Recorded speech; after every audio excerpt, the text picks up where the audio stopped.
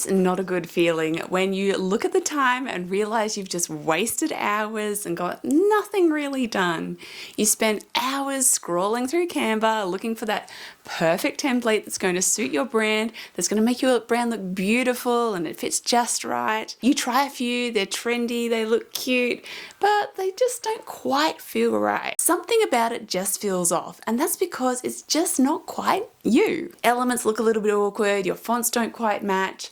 Things just feel a little bit off. Maybe the template looked gorgeous, but as soon as you tried to put your own branding into it, suddenly things don't feel quite right anymore. Now, you might occasionally come across a good template or templates that work well for you, but if you're constantly doing this every time and often spending hours and hours trying to find those good templates, or you often try and do one and it's just not working, then it might be time to actually understand how to design. Templates are definitely amazing for quick turnaround. When you find some that fit you well, that can be really great, but too many people waste too much time just simply trying to find templates, trying to tweak them, and just not getting it quite right. Because having a complete reliance on them will actually end up wasting you more time. You need to have that ability to sometimes use templates when you need to, and also be able to design things from scratch or even make some significant changes to a template to make it work. If you don't have those design skills, you aren't flexible in that way and you're really reliant on templates. And when you're super reliant on them, you end up spending a lot of time trying to find the right ones. This is why it's essential for all business owners to understand design fundamentals and feel confident in Canva. Welcome back to my series, The Year My Brand Turned Pretty,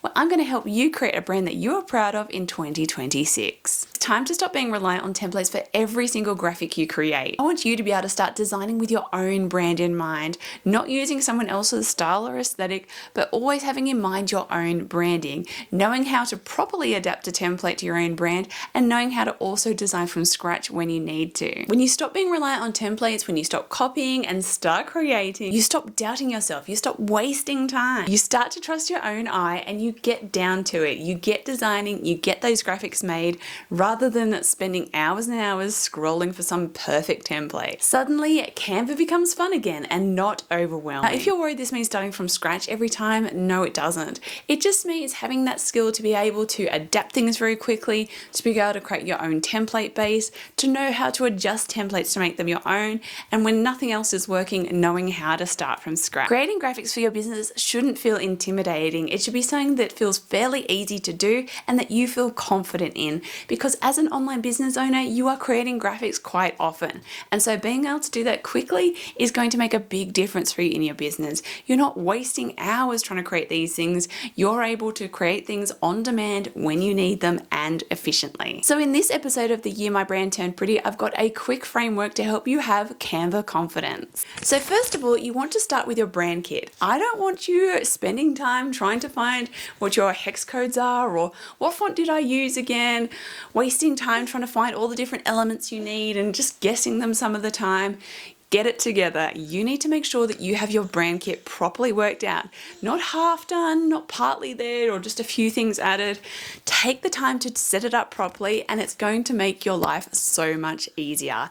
It's going to mean that when you want to create something, you've got all the elements there ready to go. Next, you want to build your own design recipe. You want to have a go-to structure for when you just are looking at that blank page going, what do I do right now?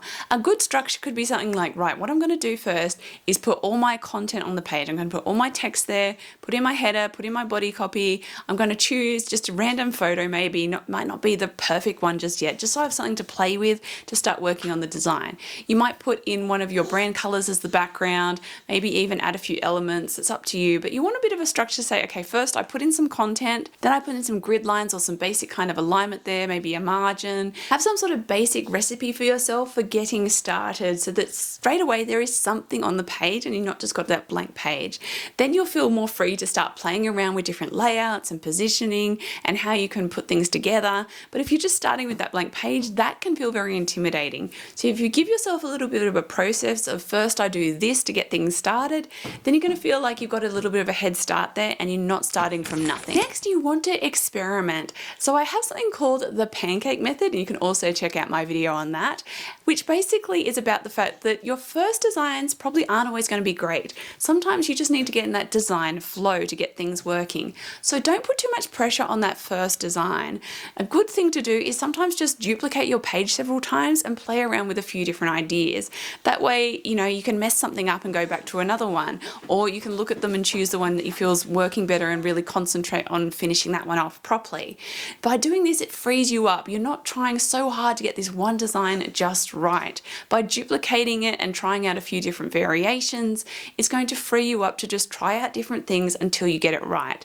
And as you get better at this, you won't need to do quite as many variations, but that will help you free yourself up to not have to feel like I've got to get this right the first time around. Then save your templates. When you create a design that you're really proud of, something that's gone really well, save it as a template. You can reuse it again, make a few adjustments, add new content into it. But if you've got a good design, it can be used again. Don't feel like, oh, I did something great one time, I hope I do something good again another time. You reuse that design in different ways, and that's going to make things a lot easier for you so you can produce more graphics more quickly, and also start to notice patterns too. When you start to get a collection of good ones, you can start to see what sort of things went really well for me that I felt really good about, so I can create more kind of designs like this. So stop hiding behind templates and start trusting your eye, and start experimenting more in Canva and feeling more confident in your ability to design. Now, if you'd like to learn more about creating a brand that you're proud of for next year, then make sure you continue watching this series. And if you haven't watched the previous episodes, go back and check them out, and I'll see you in the next episode.